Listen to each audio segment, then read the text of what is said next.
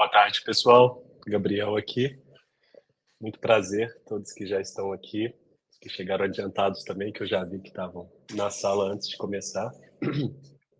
Fiquem à vontade também, eu sei que nem todo mundo gosta de fazer isso, mas se quiser deixar no chat seu nome, seu cargo, área de atuação, o nome da empresa também, para a gente conversar. Sei que esse assunto de lifetime value, de LTV, dá para ajudar muitas áreas de atuação. A gente pensa muito no CS quando a gente pensa em LTV, mas fiquem à vontade se quiserem deixar no chat. Se vocês for Product Manager ou Marketing, Product Marketing ou até vendas, né? A gente vai entender como que o LTV ele pode ajudar em todas essas áreas de atuação aqui do modelo SaaS, né, que a gente vai focar mais hoje, que é o modelo que a User Guiding trabalha, e imagino que a empresa de vocês também trabalhe. Mas mesmo que não seja um modelo SaaS, acredito que dá para a gente tirar bastante coisa da nossa call de hoje. Tem um material aqui bem rico para vocês. Vou deixar só mais um minutinho para as pessoas irem entrando também. Sejam muito bem-vindos todos. Tem bastante assunto interessante. Uhum. E aí, Heloísa? A Heloísa deixou no chat que ela é do marketing, ótimo. Vai se beneficiar bastante, Heloísa, com o assunto de hoje. Tá vendo que não é só CS, marketing também está interessado em retenção. A gente vai falar muito hoje, Heloísa, também como que o lifetime value, né, o LTV, ele impacta todo o processo, desde a aquisição de um lead financeiro. Luiz do CS, perfeito, muito bem-vindo. Está entrando bastante de gente, vou deixar mais uns minutinhos também. Quem não se sentir tímido, fique à vontade para se apresentar no chat também. Eu sou tímido, então já estou me desafiando. Vamos todo mundo se desafiar também. Felipe também do design. Olha só que legal.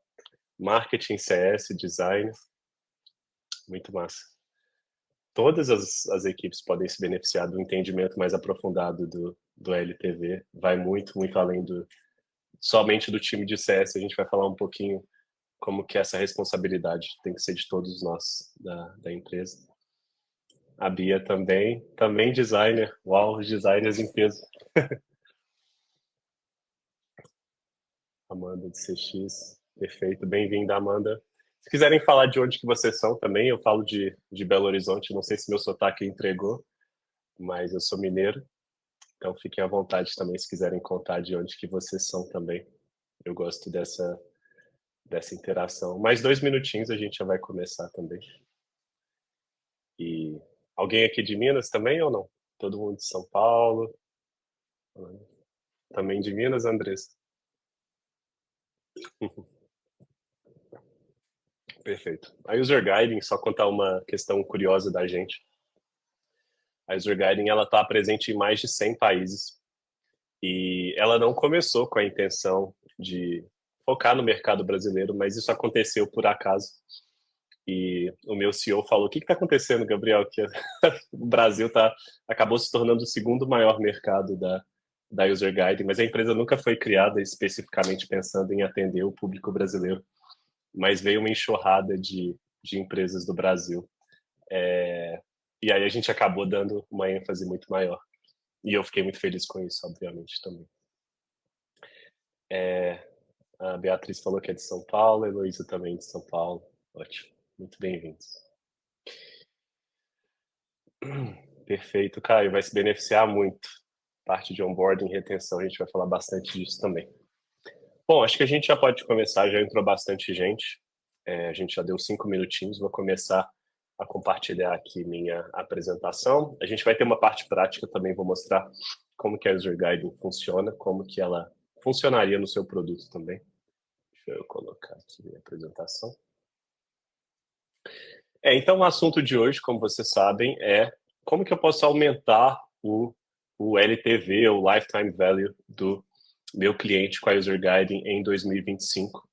E a gente vai discutir um pouco estratégias, né, para gerar ali receita, retenção e crescimento dentro desse a partir dessa métrica do LTV. Foi uma métrica um pouco difícil da gente, na fase de pesquisa para esse webinar. Ela é uma métrica muito subestimada e todo mundo fala muito de aquisição, de aumento de receita, e às vezes a retenção ela não tem o reconhecimento que ela merece. No impacto disso vai ficar muito claro também durante a apresentação, como que o nosso balde do nosso produto pode estar furado sem a gente saber por causa da desatenção com essa métrica. Como eu já falei, meu nome é Gabriel, trabalho há mais de 4 anos na User Guiding, sou especialista em onboarding, é a única coisa que eu faço da minha vida e falo só sobre esse assunto também. E vocês vão entender também como que o onboarding ele impacta muito a métrica da LTV também. Como toda startup, não comecei exatamente com onboarding, comecei na área de CS, trabalhei como gerente de CS na User Guiding, migrei para o suporte técnico e depois fui para a área agora especializado mesmo na parte de onboarding. A nossa agenda de hoje, né, vai ser começar pelo básico, entender um pouco o LTV em si, por que ele é importante, como que eu posso calcular ele, estratégias para aumentar ele. A gente vai focar mais, claro, no modelo SaaS, mas se o seu modelo não for SaaS também você vai se beneficiar. Quais são os equívocos e armadilhas comuns, principalmente quando a gente está desatento ou subestima essa métrica ou tem preconcepções sobre ela. A gente vai ter uma demonstração de estratégias de LTV com a User Guide e também um tira-dúvidas no final. Se vocês quiserem, se vocês já têm alguma dúvida anotada ou alguma coisa que você já gostaria que eu respondesse, pode ir deixando no chat também, que nos últimos minutos eu vou ler e vou dar prioridade, claro, para as pessoas que mandaram as perguntas primeiro também. Então, o que é o Lifetime Value do seu cliente? O que é esse LTV? O LTV nada mais é do que a receita total que a empresa ela pode esperar de um único cliente durante todo o seu relacionamento. A gente não enxerga, pelo menos nesse modelo que a gente vai falar hoje, mais focado em SaaS, não é uma transação que o cliente chega, faz uma transação financeira e acabou ali. Não. A primeira transação dele é simplesmente o início de uma jornada ali, de vida útil mesmo, do tempo que ele vai ficar comigo. E o LTV vai ser a receita total que eu adquiri desse cliente durante o período que ele ficou comigo, né? Quais são os pontos principais do LTV? Então, ele prevê a receita líquida de um cliente. Eu começo a ter uma ideia não só daquela primeira receita que ele me gerou no momento de aquisição, mas toda a receita média que eu estou tendo ali por cliente, com base no tempo que ele está ficando na minha empresa. O LTV também me ajuda a alocar recursos de forma eficaz. Por que isso é importante? E aí tem muito a ver com o terceiro tópico também de reduzir o risco de investimento em segmentos de baixo valor. Quando eu tenho uma ideia clara do LTV, médio dos meus usuários, eu vou entender quais clientes que têm o maior LTV, que estão me gerando uma maior receita no maior tempo. E, obviamente, quando eu for pensar na minha aquisição, eu vou focar nesse tipo de segmento para trazer mais clientes parecidos para esse, como meus assinantes. E a retenção, onboarding e retenção, eles vão focar na mesma coisa.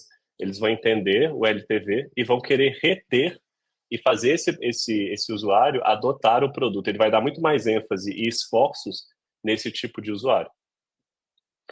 Dando um exemplo bem básico aqui, usando a fórmula do LTV. O que é o LTV? Como é que eu calculo ele? Eu pego o ticket médio, então eu pego toda a base de clientes minhas e acho o meu ticket médio ali. Média de transações ao ano, quantas transações ele faz por ano, se for mensal vão ser 12, se os clientes anuais vão ser uma, tempo médio de retenção do cliente em anos também. Então, nesse exemplo aqui que eu trouxe, vamos pegar um plano mensal de R$1.000. Então, eu pego meus R$1.000, calculo por 12, porque o meu cliente ele vai fazer 12 transações por ano, e depois multiplico por 4, que é o tempo médio de retenção que eu estou tendo na minha base de clientes. Nesse exemplo aqui, 4 anos.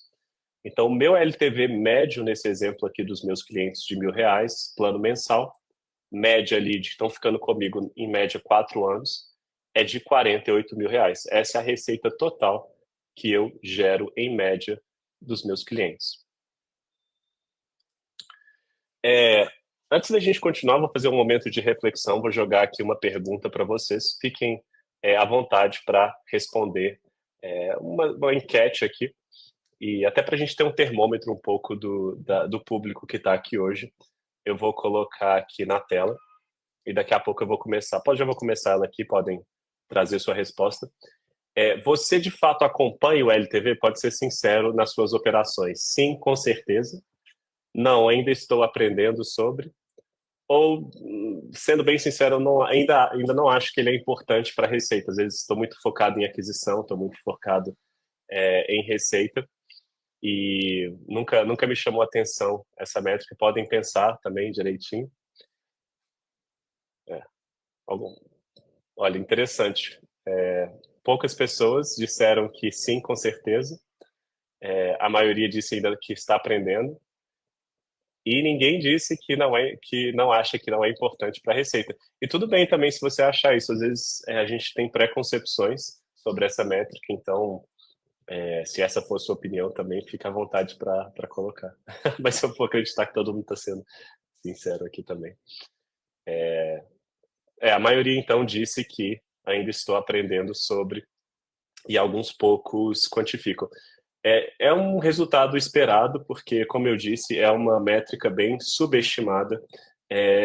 Às vezes, igual eu falei, muitas pessoas que têm preocupação com LTV são pessoas de CS, e pessoas normalmente de outras equipes, elas nunca pararam para pensar sobre isso. E isso vai fazer muito impacto em todos os mais diferentes setores de atuação dentro de um SaaS. A gente vai entender que SaaS não é responsabilidade só do CS. Todos nós temos que ter em mente essa métrica clara e quem são os usuários que de fato estão gerando receita e que estão retendo mais tempo dentro do nosso produto, porque são esses que eu tenho que focar. Se eu sou um designer e eu estou trabalhando numa nova feature, junto às vezes com analista de negócio, ou com desenvolvedor, ou mesmo com o PM, é muito importante eu saber exatamente qual demanda de usuários que eu estou atendendo com essa nova feature.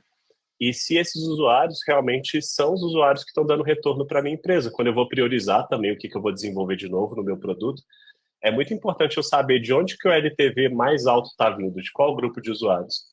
Porque, sendo bem claro, esses usuários que pagam o nosso salário, que fazem a empresa operar.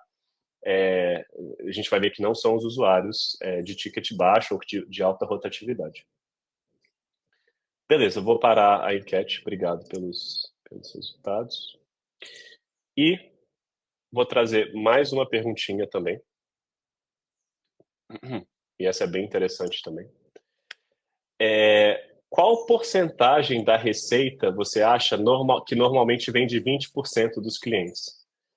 Essa é uma pergunta famosa. Talvez algumas pessoas já conheçam de cor, mas eu quis trazer ela também porque ela é bem chocante também. Então, normalmente, se eu pegar 20% dos meus clientes, qual que é a receita média que normalmente vem deles, desse percentual que parece relativamente pequeno de clientes?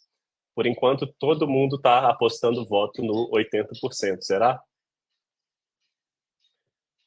Será que é meio a meio, 50, 65?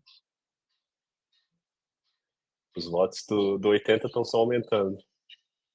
Alguém foi corajoso, testou, arriscou alguma coisa diferente. Mas está todo mundo indo para 80%. Daqui a pouco eu vou contar também. Esperar que tem bastante gente para votar ainda também. Mas o 80% está ganhando disparado.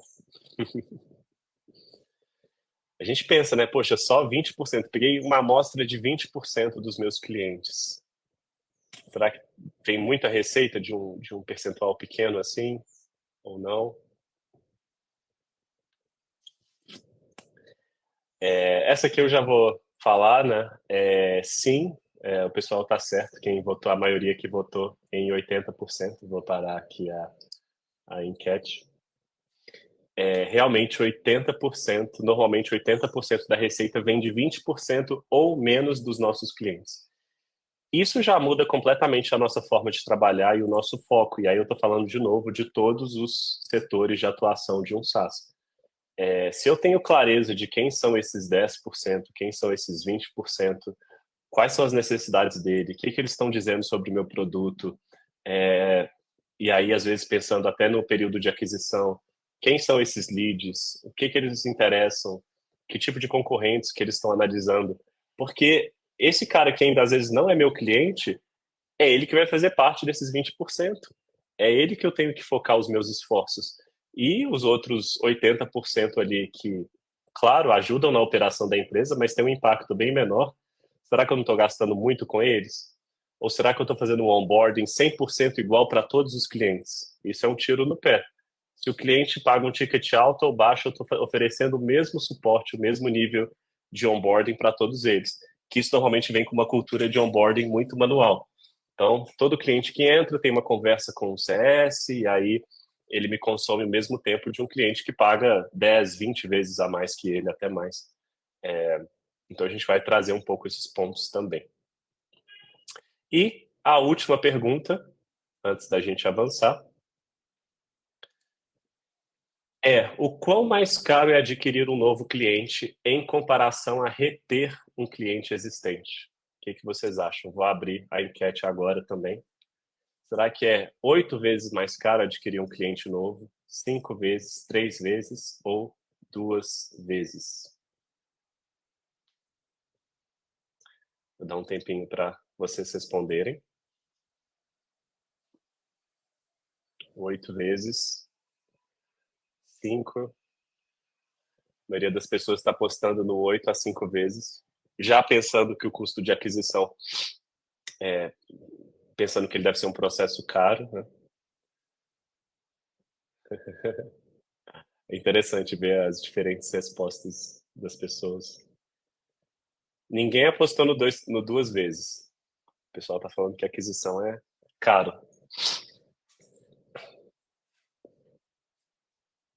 Ó, empatado, o 8 e o 5. Será que vai desempatar? Vou deixar para alguém desempatar essa. E eu não vou votar, então. Ou então a gente deixa no empate mesmo. E aí, 8 vezes, ou 5 vezes, ou 3 vezes mais caro? Vamos ver. Beleza, pessoal. Obrigado pela participação. Vou tirar aqui da tela e vamos aos resultados. Então, por que, que o LTV do cliente ele é importante? Porque, como a gente já falou, 80% da receita normalmente vem de 20% dos clientes. E sim, adquirir um novo cliente ele tende a ser 5 vezes mais caro do que manter um cliente existente. Se a gente for pensar, a gente tem que, às vezes, pagar só para o cliente saber que a gente existe. Não tem nada a ver do cliente já criar um trial com a gente, que, enfim, tem milhares de decisões dentro de um período de trial. Mas a gente está falando, assim, só um awareness mesmo da marca mesmo, assim. O cliente saber que a marca existe, isso já tem um custo muito grande. Às vezes a gente aposta ali só para o cliente saber que a gente é mais um ali entre aqueles 10 concorrentes e trazer um pouquinho do nosso valor. Ou pelo menos do tema da solução que a gente está tentando solucionar também. E clientes de SaaS B2B permanecem em média de 3 a 7 anos se a solução estiver incorporada às suas soluções. Esse de 3 a 7 anos, prestem atenção, se a solução estiver incorporada às suas operações, ou seja, nível de dependência com o seu produto for de médio a alto. O seu software está fazendo parte do dia a dia daquela empresa. Ela vai pensar 2 vezes antes de terminar um contrato com você, porque já tem muita coisa em jogo ali rodando dentro das operações dela. Por que, que o LTV também do cliente é importante? Parte 2, né? Você consegue maximizar a receita e a lucratividade, ou seja, quando eu estou focado nessa métrica, eu vou ter, lógico, o meu foco em aquisição, mas eu vou começar a pensar, cara, quanto de esforço que eu estou colocando para aumentar a receita dessas pessoas que já confiam em mim, que já estão comigo. Às vezes a gente pensa, a gente fica muito acomodado, o cliente já assinou, já é cliente há muito tempo, Mas será que você não está perdendo a oportunidade de ganhar mais dinheiro com esse cliente? Será que ele não queria, às vezes, um serviço VIP pago que você nunca ofereceu? E ele, às vezes, gostaria, mas você nunca trouxe essa ideia para ele. Ou, às vezes, trazer uma funcionalidade nova que está todo mundo pedindo e colocar ela, posicionar ela de uma forma mais estratégica também, para aumentar um pouco a receita da sua empresa. Não tem nada de errado da gente evoluir nosso produto e cobrar um pouco a mais para funcionalidades que exigiram um grande esforço e que a gente sabe que o foco, né, dessas funcionalidades são clientes nossos de ticket mais alto. Não tem nada de errado da gente fazer isso. Quando a gente foca nessa métrica, a gente tende a aumentar a fidelidade do cliente, porque meu foco está saindo de ficar só em aquisição para retenção. Permite alocação eficiente de recursos, ou seja, as duas pontas, tanto a ponta de aquisição quanto a ponta de retenção e onboarding, se eles estão alinhados na importância do LTV, eles vão começar a focar no cliente certo, para adquirir os clientes certos e reter os clientes certos. Eu não vou ficar, minha energia não vai ficar tão difusa em todo mundo, que a gente vê muito isso em SaaS também, principalmente o pessoal às vezes que está nos seus primeiros anos ali, a gente tende a focar muito em todo mundo. Promove também o crescimento sustentável dos negócios. O que acontece? Muita empresa SaaS que começa não presta atenção no LTV, atira para tudo que é lado e vai trazendo cliente, vai trazendo cliente. E, de repente, se esse tanto de cliente, ticket baixo, rotatividade muito alta, uma hora você tem uma base X, de repente um churn altíssimo, pronto, seu produto, a estabilidade financeira dos seus negócios já vai lá para baixo. Por quê? Eu não me preocupei com retenção, em ter essa métrica muito clara para mim. Ou seja, de novo, foco muito exagerado só na aquisição. Quem deve focar no LTV do cliente? Todo mundo responde que é o CS. Essa pergunta. Coitado do CS. Sim, normalmente o Customer Success ele vai estar muito focado em retenção. Claro, é um dos papéis fundamentais dessa área de atuação. Mas não é verdade que é só o CS. Toda empresa SaaS, B2B e B2C, elas devem ter um mindset de retenção, de LTV, de aumentar a receita dos meus clientes existentes. Quando o seu suporte está claro sobre isso, ele vai ter esse senso de prioridade quando ele está atendendo um cliente X e o cliente Y. O seu marketing vai ter uma abordagem diferente.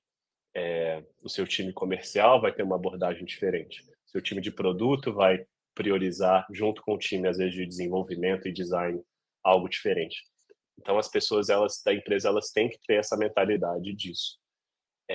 Procura saber o LTV da sua empresa, se você não sabe. Se você não é um CS, às vezes, que olha para essa métrica, atua em outra área de atuação, senta com o seu CS, começa a ter interesse. Cara, quem realmente que traz receita para a empresa? Qual dos nossos os tipos de usuário que realmente fazem diferença, que trazem impacto para a gente? Vamos começar a trabalhar em cima deles? Quem deve focar em LTV também? Modelos baseados em assinatura, obviamente, né? É fácil de assinar e é fácil de cancelar também. E empresas com alto custo de aquisição de cliente. Estou gastando muito para trazer um cliente. Então, esse cliente ele tem que valer muito a pena. Por que é importante esse cuidado com o custo de aquisição? Porque o ideal é que a gente tenha uma média de custo de aquisição. Opa! Acabei entregando, né? Não sei se todo mundo viu. Eu tinha que ter mostrado por aqui primeiro. Peraí. Peraí, só um minutinho. Algumas pessoas já devem ter visto no slide, mas vamos tentar aqui não. Mas eu vou explicar de qualquer jeito porque é importante. Qual é uma relação saudável entre o LTV e o custo de aquisição de clientes para a empresa SaaS? Vou dar um exemplo do que isso significa. Eu vou pegar o primeiro índice ali de exemplo. 5 por 1. A cada R$ 1 de custo que eu tenho com esse cliente, o saudável é que ele traga 5 vezes mais para mim durante a jornada dele como cliente de receita para mim. Então, qual índice você acha que é saudável? 5 por 1, 3 por 1, 2 por 1? 1 por 1 é difícil, né? Ou seja, de R$ 1 que eu tenho de gasto com esse cliente para trazer ele para dentro da minha empresa como cliente, quantas vezes a mais que ele tem que me trazer de receita? 5 vezes a mais, 3 vezes a mais ou 2 vezes a mais? Uma vez a mais, a conta não vai fechar, né? Tá todo mundo votando 3 por 1. Uma pessoa falou 5 vezes, tá equilibrando. Quantas vezes multiplicado, né, por receita ele tem que ter em relação ao custo? Será que ele tem que me trazer 3 vezes do que eu gastei? Ou 5 vezes do que eu gastei? Ou menos? Gostando de ver todo mundo interagindo. Postem perguntas no chat porque eu vou responder depois, hein? Quem colocar a pergunta primeiro, eu vou dar prioridade no perguntas e respostas. Pode trazer bem específico também da sua empresa também, casos de uso, dúvidas também. As suas dores também, o que você quer melhorar. Bom, a maioria das pessoas falou 77%, vamos ver. 3 por 1. Vou tirar aqui. Algumas pessoas já devem ter visto no slide, então realmente sim, o índice saudável entre lifetime value, que é a retenção ali do meu cliente na jornada dele, o tanto de receita que ele me gerou, e o custo de aquisição, o ideal é que seja 3 por 1. Então esse cliente deve trazer 3 vezes em forma de receita a mais do que eu gastei com ele de uma forma saudável. Menos do que isso já é uma red flag ali.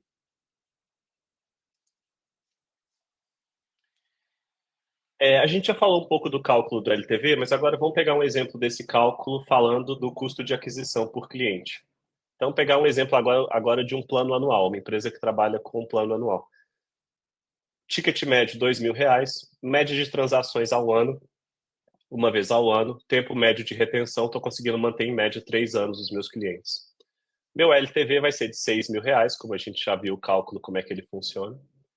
E o CAC saudável, para eu ter um CAC saudável, o meu custo de aquisição ele não deve ser superior a R$ 2.000. Ou seja, se em média meu cliente está trazendo 6.000 de receita na jornada dele, tem que tomar cuidado com o meu custo. E aí, tá vendo como é que a informação é importante e como é que o time que trabalha na parte de aquisição ele tem que saber o LTV? Porque senão a conta simplesmente não vai fechar e isso vai dar problema. É por isso que tanto o SaaS começa muito bem e às vezes não termina tão bem. Falta de entendimento da parte de retenção. Algumas estratégias que a gente pode ter para aumentar o LTV da nossa empresa. A gente já pensa, né, também o upsell e o cross-sell, upgrade de plano, add-on. Então, a gente ser muito crítico o tempo todo com isso. Será que eu estou tirando toda a receita que eu posso? Às vezes a gente fica muito acomodado. O cliente começou um plano comigo, já está há 5 anos comigo, maravilha. E isso é muito bom, você está retendo o seu cliente, ele está te pagando direitinho, está renovando o plano dele. Mas será que você ofereceu a ele o máximo que você consegue oferecer? E será que você não está perdendo oportunidades de receita ali? Isso não de uma forma de má fé, quero tirar mais dinheiro do cliente. Não, que tipo de serviço? Como é que eu posso melhorar a experiência dele de forma monetizada? Simplesmente isso. E a gente pensa tanto nisso na aquisição, às vezes na retenção a gente fica um pouco assim, não quero que meu cliente gaste mais, ou não vai pegar bem. Depende, às vezes você está oferecendo para ele um serviço que ele precisa. E é uma sugestão.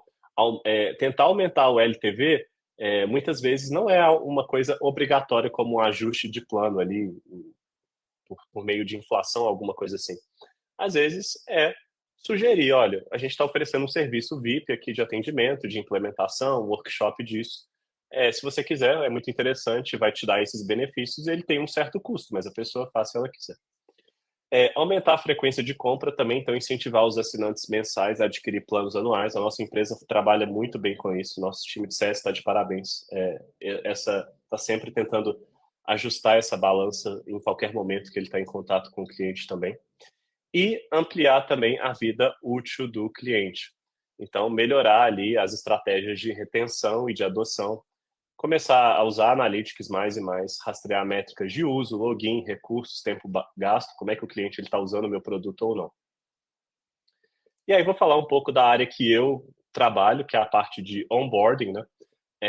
Que é o que a gente recomenda, né? Por que o onboarding ele é tão importante para o LTV? Está aqui em amarelo. Se eu tiver uma adoção mais rápida, eu vou ter uma redução do churn e vou ter uma maior vida útil do cliente. Muitas empresas contam só com a boa sorte do produto. Então, o cliente chega lá, ele tem a interface, mas o time de CS, o time de produto, o time de design, eles ficam de mãos atadas. Se eles querem trazer alguma coisa que eles acham que é importante e relevante para o cliente dentro do produto, eles precisam entrar numa sprint, negociar tempo com o time de desenvolvedor. Então você fica muito limitado, porque nós que conhecemos nosso produto, a gente tem que ser mais ágil na hora de atuar dentro do nosso produto. Não dá para ficar esperando uma grande alteração só a nível de produto, fica muito lento o processo, né? Então, aqui algumas ideias, né? Guias interativos, tutoriais passo a passo, gamificar um pouco a experiência de treinamento. Às vezes, né, esses dias eu postei no LinkedIn um exemplo muito legal da Contabilizei, que eu realmente entrei no portal deles e tinha como é que eu posso dizer, um trecho assim destacando que um ícone novo, né? E falando agora você pode adicionar acho que foi contadores dentro da sua conta. Você pode adicionar o e-mail do seu contador dentro da sua conta. Foi simplesmente uma frase, mas eu realmente li e vi valor, porque era uma funcionalidade que eu acharia interessante de ter. Se você tiver um contador particular, né, no meu caso. Eu de fato li a mensagem que eles estavam me passando e achei interessante. Eles não me pararam a minha experiência às vezes e me fizeram responder mil coisas. Não, eles simplesmente de forma sutil falaram: olha, agora você pode adicionar seu contador aqui, ponto. E eu realmente li a mensagem e comecei a utilizar.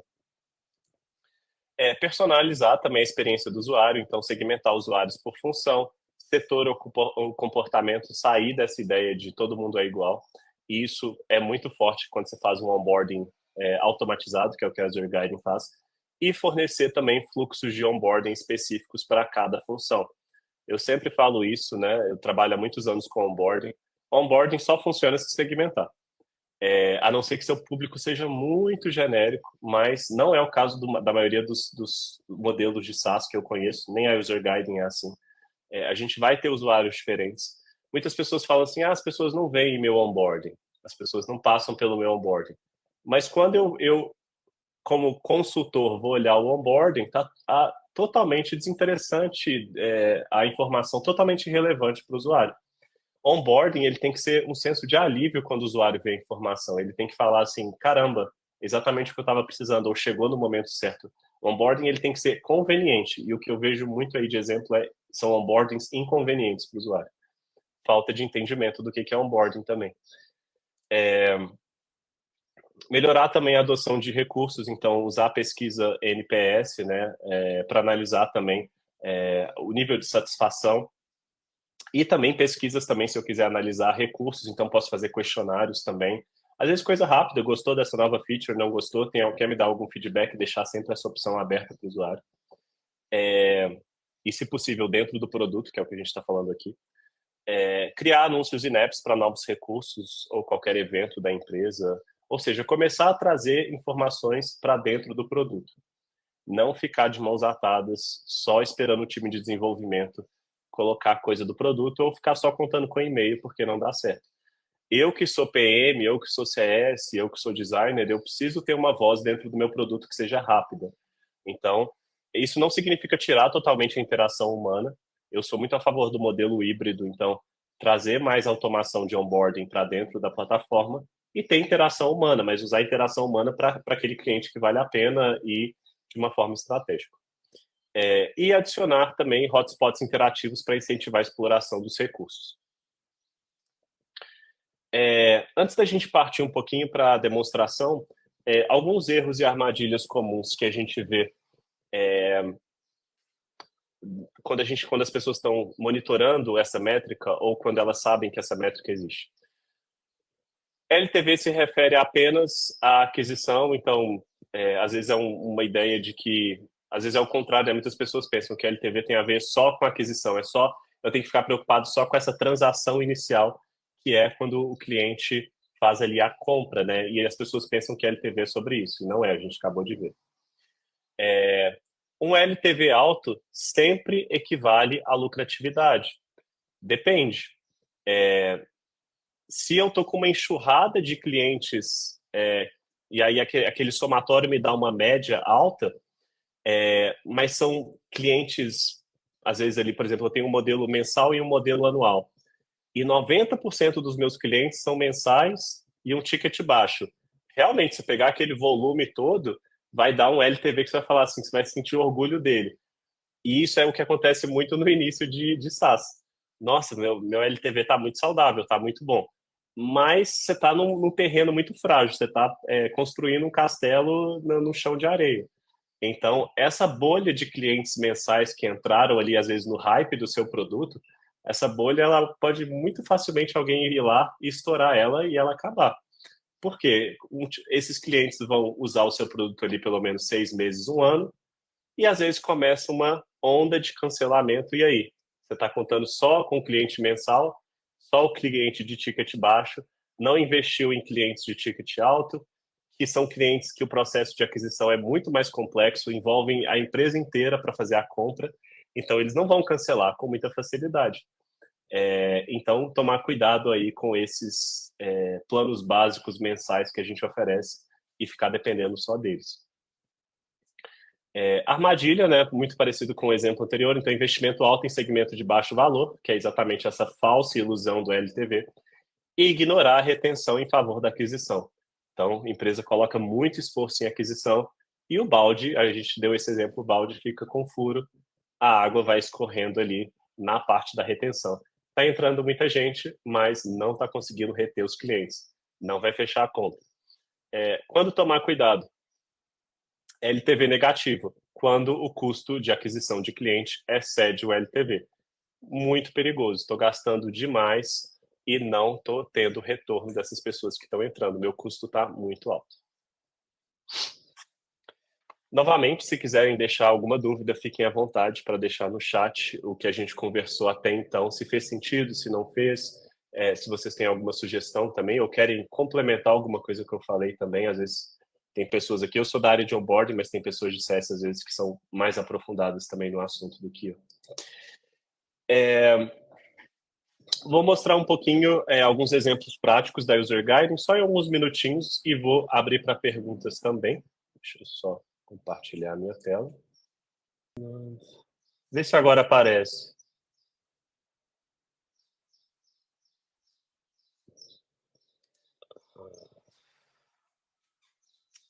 Poxa, sacanagem. Agora...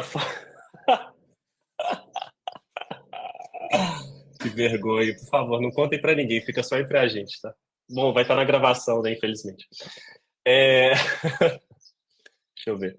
Vou tentar tirar do Spotlight, ver se continua aparecendo. Continua, né?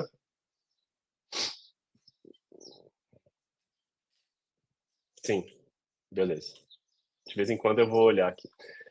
Tá, vou explicar, não vou explicar porque vocês já ouviram só a explicação, mas vou falar um pouquinho dos elementos que eu mostrei, de forma breve, né, por causa do tempo.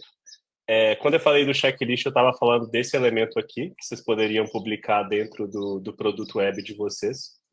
Fiz um exemplo de uma tarefa aqui de um guide. E né, no momento que ele terminou aqui, ele foi recebendo aqui a confirmação da tarefa. Só ver se está todo mundo vendo. Então, esse aqui é o checklist. Acho que foi o primeiro elemento que eu expliquei, né, ali dentro do widget, que basicamente é uma forma de a gente oferecer treinamento ali dentro do nosso produto. Igual eu falei, às vezes trazer um pouquinho o modelo híbrido, né? Ter o seu checklist ali, seu onboarding checklist nas reuniões pontuais, mas também ter ele dentro do seu produto também, para o cliente ter essas duas opções. Igual eu falei, o modelo híbrido também funciona bem.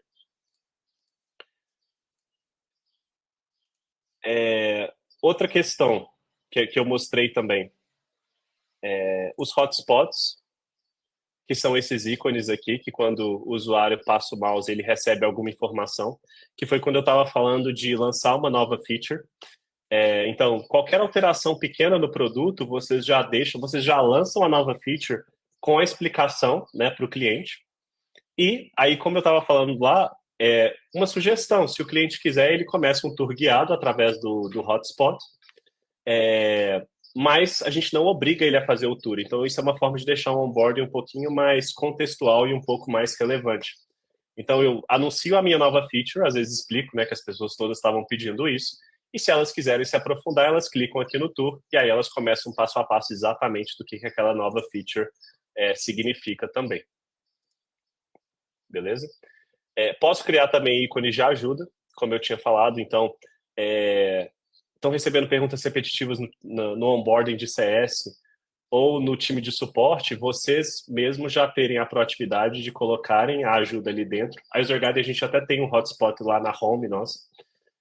Às vezes um videozinho também, um PM apresentando a nova feature e explicando, igual eu falei, 7 melhores formas de como utilizar essa feature.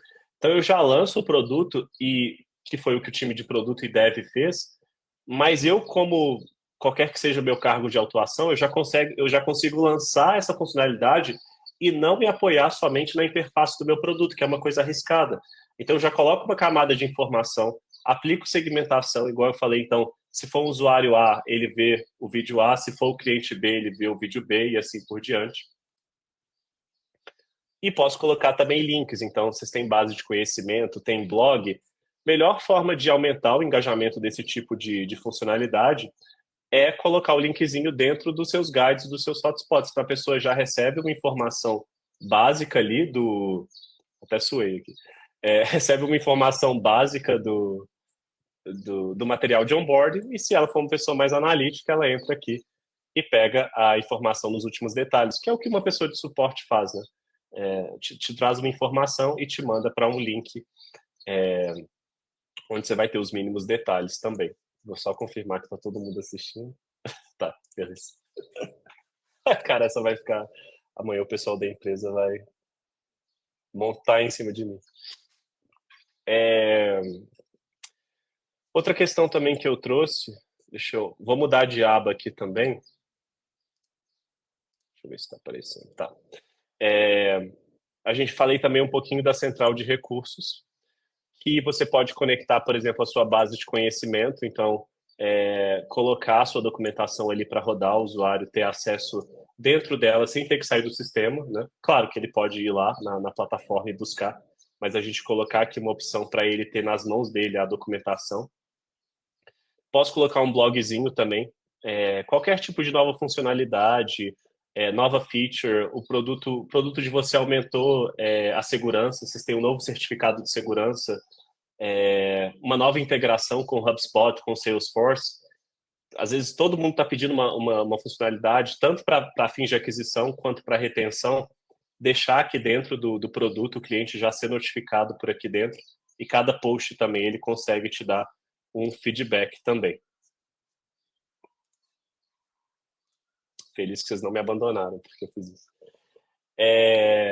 Aqui também tem alguns elementos que você consegue fixar, então às vezes um webinar que você quer promover. Tá vendo essa caixinha de demo aqui? Ó, foi criada com a UserGuide, a gente publicou dentro do produto. Mostra só uma vez, às vezes para um usuário trial. Colocamos aqui dentro também, às vezes tem pessoas que, principalmente pessoas de ticket mais alto, elas querem ter uma reunião, querem se sentir confiáveis com a empresa. Não vai ser a maioria, ainda bem, a maioria vai ser mais no touch, mas vai ter aquele pessoal que vai querer a demo também. E você também pode conectar a documentação do seu produto pela central de recursos. Então, quando o usuário fizer uma busca, a gente vai buscar dentro da sua documentação e, de novo, ele já abre por aqui também. Vou voltar para o Playground, porque eu falei também do banner com vocês. Vocês não viram, né? Mas eu falei.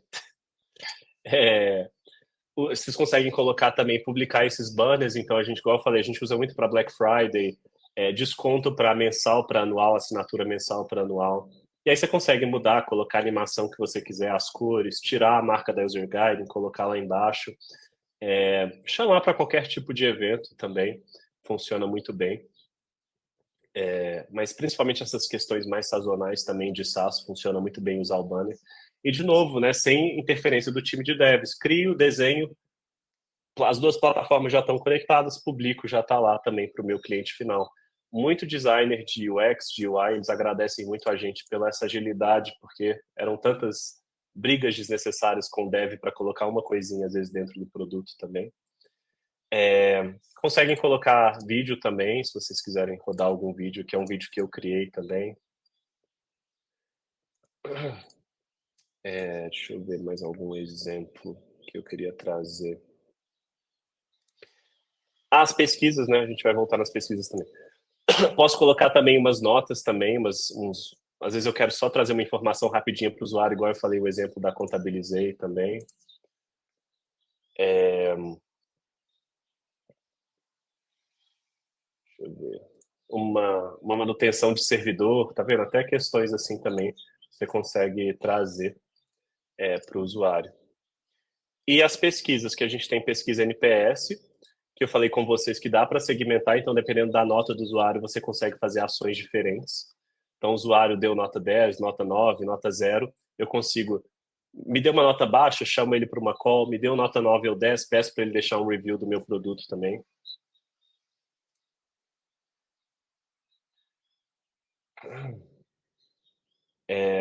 Questionários também, você consegue rodar. E aí pode ser usado para fins de aquisição, então estou com um lead novo, começou um trial comigo, qual que é o seu principal objetivo com a User Guide? Ou o contrário, por que você está cancelando a conta, etc. O que vocês estão mandando? Esse processo não foi assim. Perfeito.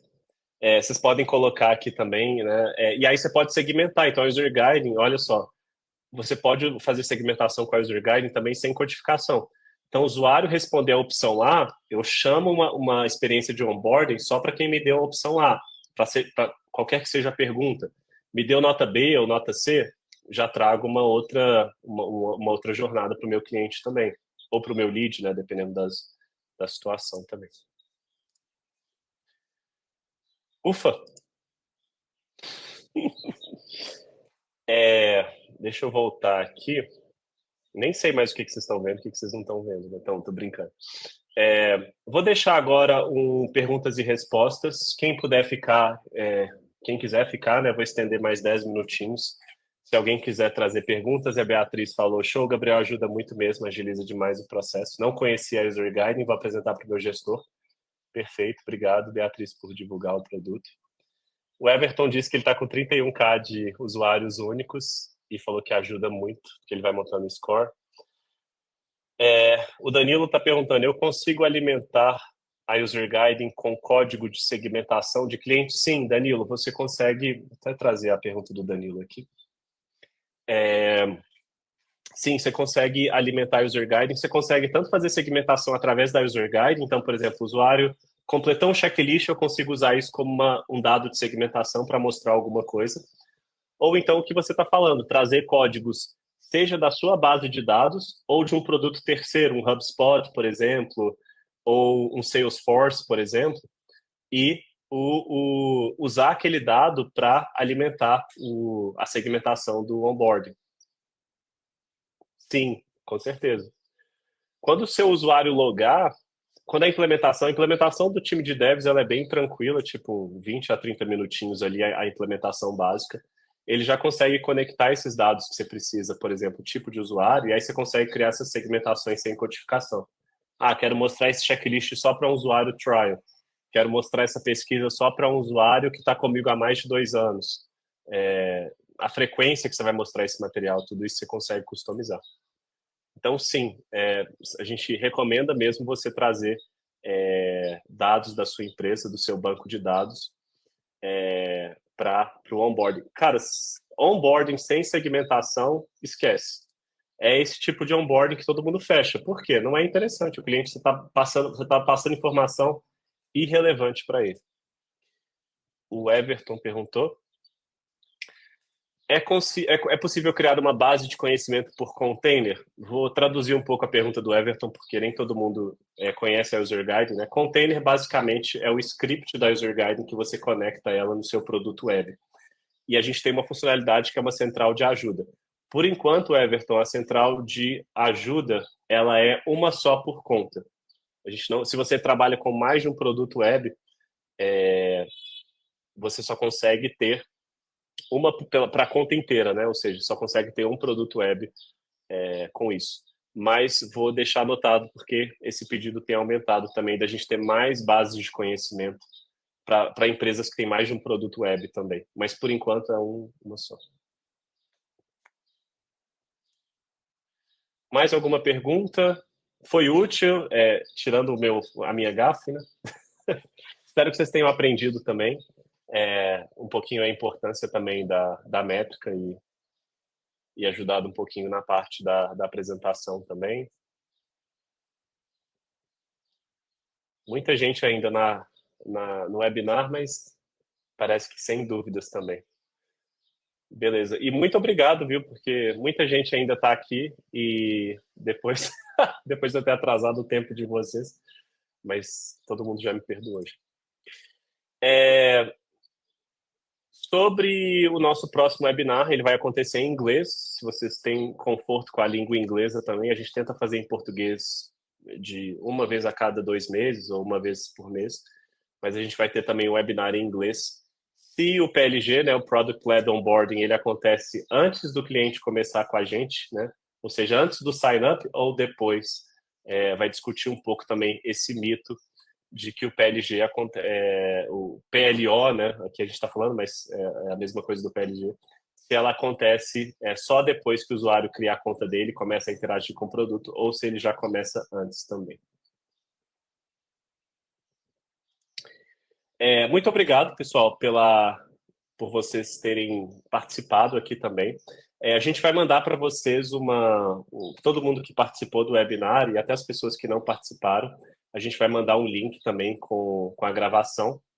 E aí, claro, vocês pulam aquela parte. E também uma opção de darem um feedback. Então, a gente pede muito que você dê um feedback também para a gente, se vocês gostaram, o que pode melhorar, etc. E é isso. Obrigado pelo feedback também. Tá, pode deixar. Danilo, só promete que você vai pular aquela parte, tá? Eu acho que meu time vai provavelmente editar o vídeo também. Mas é isso. Bom, nos vemos então no próximo webinar. De novo, feliz pelo tanto de gente que ainda está aqui. Obrigado por essa aula, por esse estudo juntos também. Foi um estudo para mim. Eu tinha um conhecimento de retenção, mas não tão profundo como hoje. E foi muito válido para mim também. E nos vemos até o próximo, então. Valeu, pessoal.